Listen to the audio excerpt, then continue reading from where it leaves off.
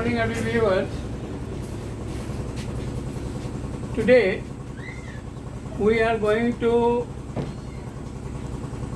study of protection of human rights. It's belong to civics and standard 7. मतलब आज हम मानव अधिकार की रक्षा सुरक्षा की बात करेंगे इस चैप्टर में। जनरली इसमें हम ह्यूमन राइट की बात करेंगे और क्या क्या है फंडामेंटल राइट उसकी भी चर्चा करेंगे। Right is a just claim. Right actually एक क्लेम होता है, एक प्रकार का दोषारोपण होता है जिसमें एक नागरिक दूसरे नागरिक के ऊपर या फिर किसी भी बॉडीज के ऊपर क्लेम करती है। The fundamental rights contained in the constitution of India.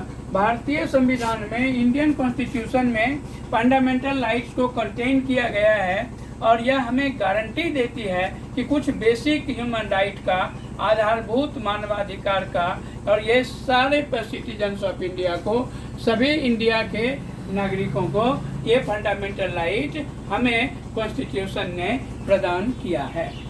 पहला है, first is that the right to equality. पहला है राइट टू इक्वलिटी, फिर right to freedom of speech and expression, right against exploitation and right to freedom of religions. So 1, 2, 3, 4 rights are concerned in this video, and the rest right on the rest right human rights are considered in next classes. तो rights of equality मतलब समानता का अधिकार, and it guarantees that a citizen can not be discriminated against on the basis of caste, creed, colour, sex, religion और place of birth. मतलब इसका मतलब ये हुआ कि ये जो समानता का जो अधिकार है, राइट टू जो इक्वलिटी है, ये हमें गारंटी देती है कि इस देश में, इस स्टेट में किसी के भी साथ किसी प्रकार का भेदभाव, डिस्क्रिमिनेशन नहीं होगा। किस आधार पर, किसी भी आधार पर भेदभाव नहीं होगा। जैसे उनकी जाति, कास्ट के आधार पर भेदभाव नहीं होगा, क्रीड के आधार पर भेदभाव नहीं होगा, कलर, गोरा काला जो रंग है उसके आधार पर भेदभाव नहीं होगा, सेक्स महिला पुरुष है उसके आधार पर कोई भेदभाव नहीं होगा, रिलीजन धर्म के आधार पर कोई भेदभाव नहीं होगा, एंड प्लेस ऑफ बर्थ जन्म स्थान के आधार पर किसी भी तरह का कोई भेदभाव हमारी संविधान या हमारा स्टेट हमसे नहीं करेगी। फिर है ये इस तरह की सुनिश्चितता हमें प्रदान करती है। ये इसके बाद है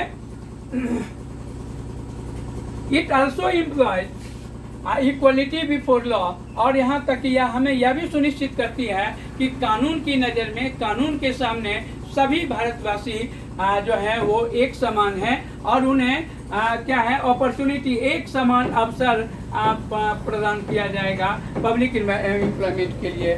मतलब रोजगार के लिए जो सरकारी क्षेत्र में जो रोजगार है, एम्प्लॉयमेंट है, उसमें सारे लोगों को मतलब अपॉर्चुनिटी की समानता होगी। नेक्स्ट है right to freedom of speech and expression.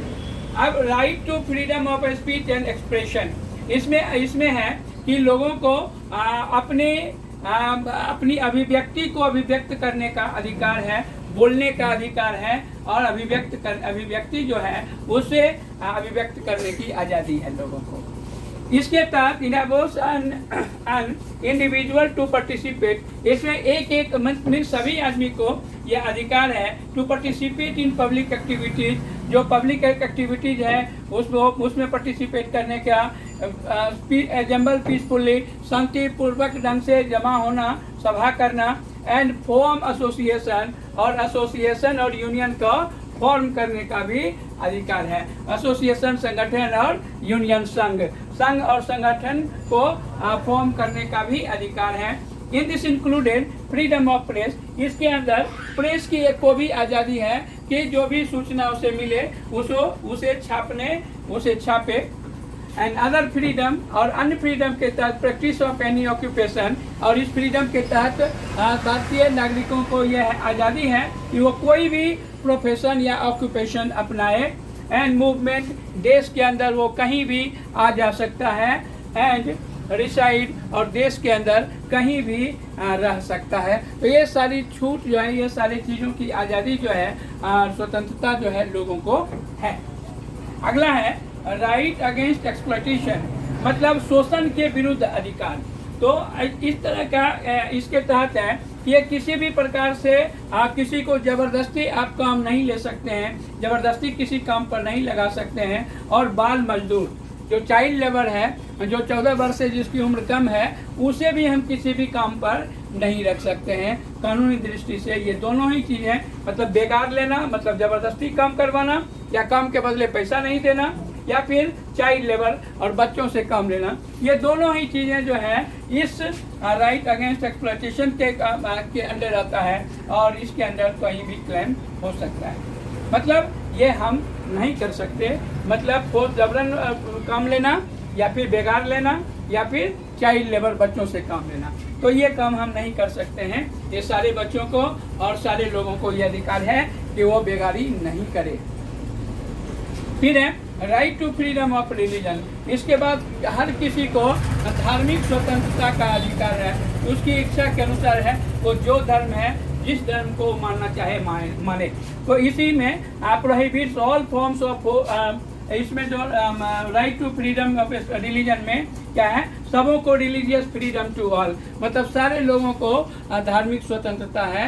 वो उसको कि कोई भी धर्म मानने, अपनाने या पूजा करने या उसका प्रचार प्रसार करने, इन सारे चीज़ों को की आज़ादी है सभी धर्म के लोगों को हमारे कॉन्स्टिट्यूशन के अकॉर्डिंगली। ठीक है, थैंक यू वेरी मच। आज के लिए इतना ही, बाद बाकी अगले क्लासेस में।